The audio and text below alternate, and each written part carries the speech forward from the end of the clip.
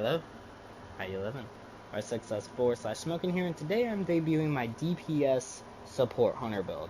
This is a build centered around helping you and your allies deal as much damage as possible, while also helping them survive for as long as possible, and also giving you access to the best super in the game. So let's start off with our subclass. Now there's going to be two variants to the subclass here, as there is a more team-friendly playstyle, and there's going to be one more directed towards solo play. Because yes, you can use this build in solo. For starters, our super is Blade Barrage. Now there are some instances where Golden Gun works, but Blade Barrage is the best super for burst damage in combination with an aspect and with our exotic of choice. For our abilities, we are using Acrobat's Dodge.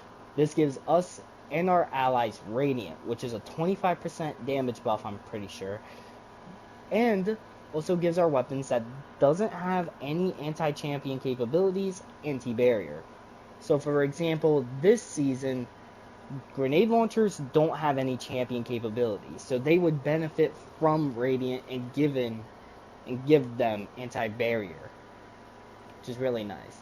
Now our other way of getting Radiant is going to be through Knife Trick. This is a very lethal melee weapon that throws out 3 knives, which means we don't need to be as accurate as we need to be with the other knives, and it also kills stuff lower tier adds like with just 1 knife, and also does pretty decent damage to higher health targets due to the Scorch after effect. And if you're comboing with another grenade, just leaning more into Radiant, then you'll get an ignition off. But for me, I personally am going with Healing Grenade. And this gives us and our allies Cure, which is just an instant health boost, as well as Radiant, which gives us health over time. I think they said it's like 40 health per second, which isn't bad. And we're essentially going to try to keep these two abilities up as often as possible. Knife Trick we can have up essentially infinitely if we have Radiant, which we get through our aspects.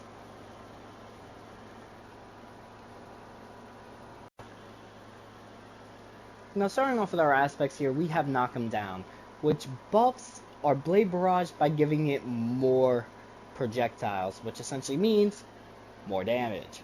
Now it also states while Radiant, any final blows with our equipped throwing knife fully refunds our melee energy.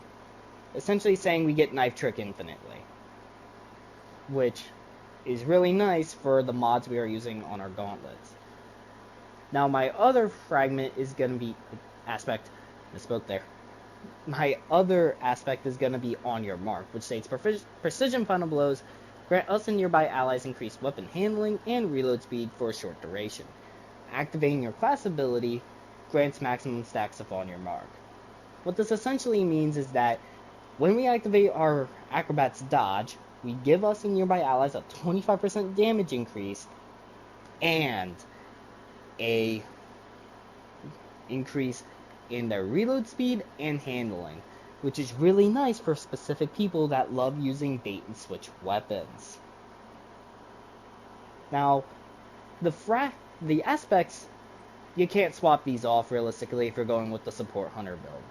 The fragments are where you can adjust, because what you're seeing right here is more of the solo play, the solo player variety. And I am using Ember of Empyrean, Ember of Mercy, Ember of Searing, Ember of Singeing, and Ember of Torches.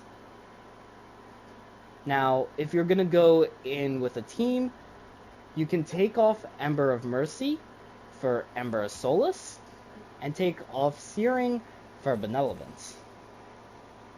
This gives us an increased duration on our Radiant and Restoration effects, while also applying those increased benefits to our allies, and also stating when we give them Radiant or Restoration, we get increased grenade, melee, and class ability energy.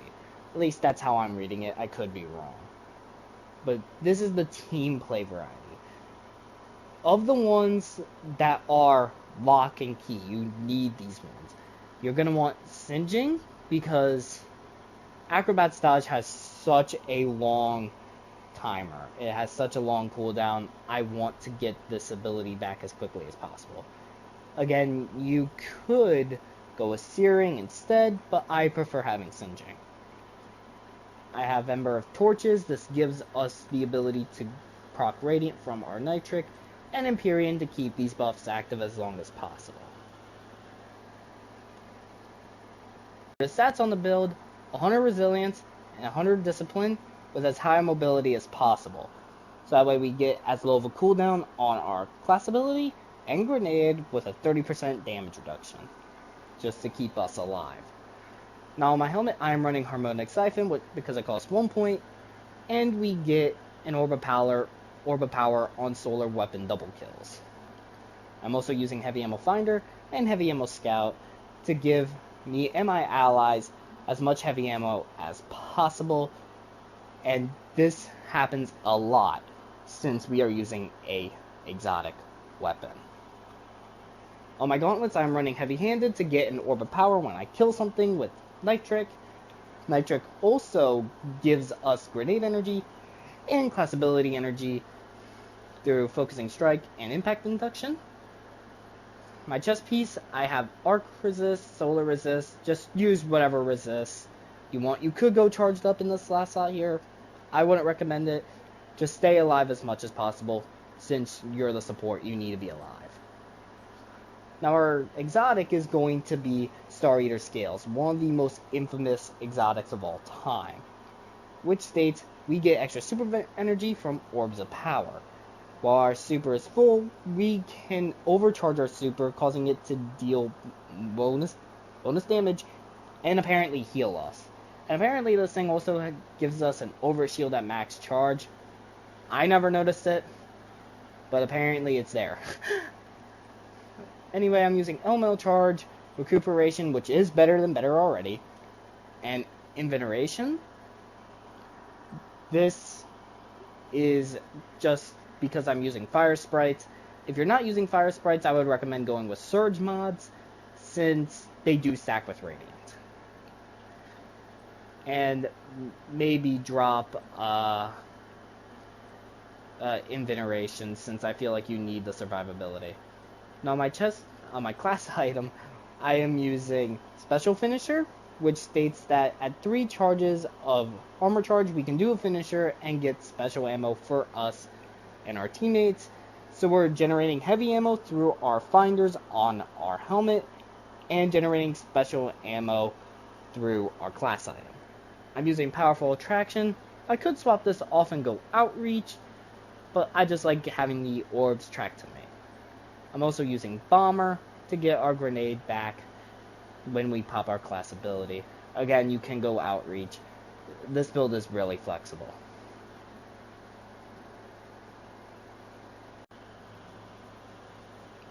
For your weapons, run with whatever you want. Just make sure you have a solar weapon in your energy slot. For me, I am currently running with Riptide. This is, I would say, probably the best weapon Bungie's ever made. I will say that, because it's just so good for everything. It's good for bosses, it's good for champions, it's good for ads. I just can't realistically think of a enemy that really can stand against it. It's just really good in general. I love this gun to death. It's probably my favorite gun in Destiny history. I love fusions. The moment I saw this thing, I wanted it, and I'm glad to have it. Now my exotic slot is taken up by Sunshot, which is essentially the big boom hand cannon, for lack of a better terms. This thing has gotten so much attention recently, but it's such a good hand cannon. It's the last 150 in the game. Does so good of damage right now. Use this thing while you can, because it probably is going to get nerfed, sadly. But hey, this is a PvE build. use what you want. But if you don't want to use Sunshot, or you enjoy a different playstyle, I'll give you some alternatives. If you like dinking and dunking, or you just like the feel, Polaris Lance is really good.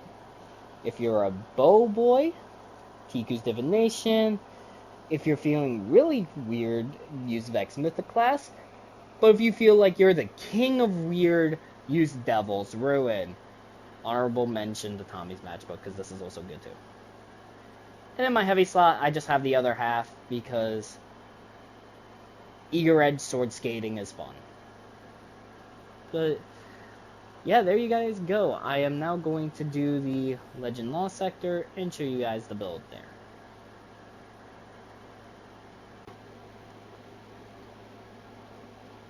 Exotic head, huh?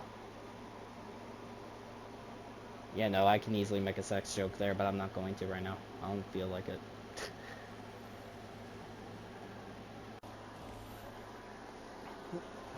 Anyway, I swapped off to Tommy's Matchbook just to take care of barriers. I don't know, I felt like I was in the mood to use Tommy's recently. Bear in mind, I've not used this weapon in like 30 years, so...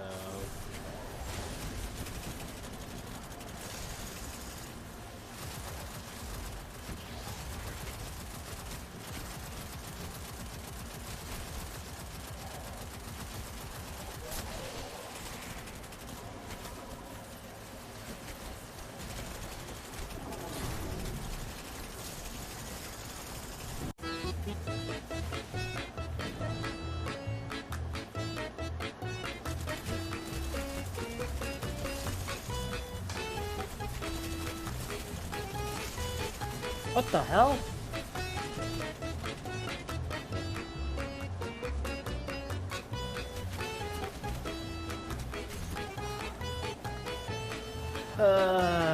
Great.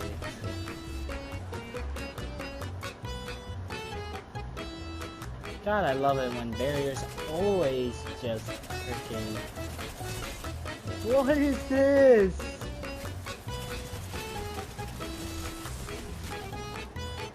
Where's your barrier? Come on, where's your barrier? Where's your barrier? Come on, but what the hell? I quite literally have no idea what is going on with this guy. He's just bugging out severely, dude. Is he dead? Of course he's not. What the hell is this guy doing, man? Holy Christ.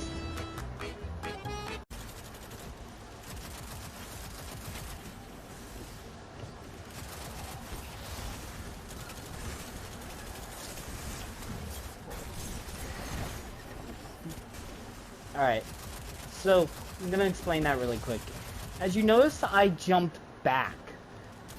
When you're using Blade Barrage, you don't want to jump forward. Jumping forward gives you lower accuracy than you would if you're jumping backward.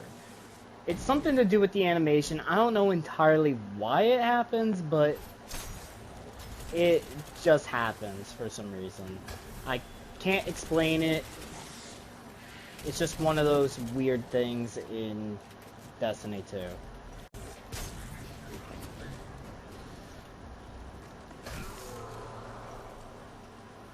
You know you could have killed me earlier, right?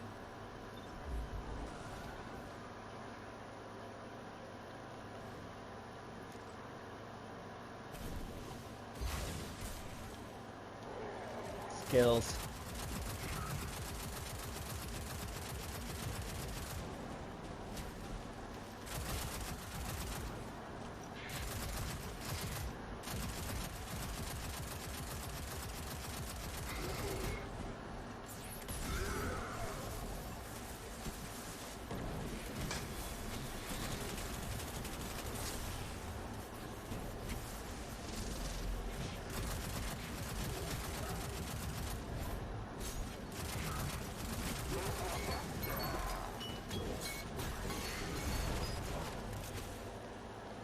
Please ignore that.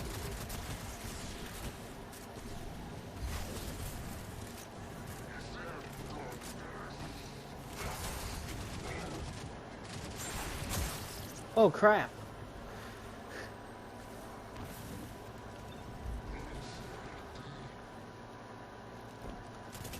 That has to be the most unenthusiastic oh crap of all time. I kid you not.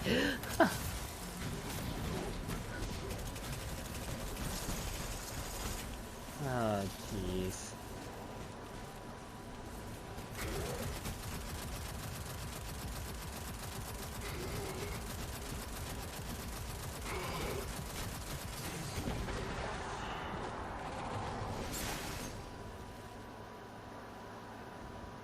Why am I so bad? Ah, great. I mean, I know I'm not making the build look great, but I guarantee you, you send this build to somebody else, somebody that's more just experienced and better at the game than me, they would make this build look good. Alright, take care guys. Like, comment, share, subscribe, all that stuff, and yeah, catch you on the next video. Take it easy. The highest damage super in the game with the combination of an aspect and our super.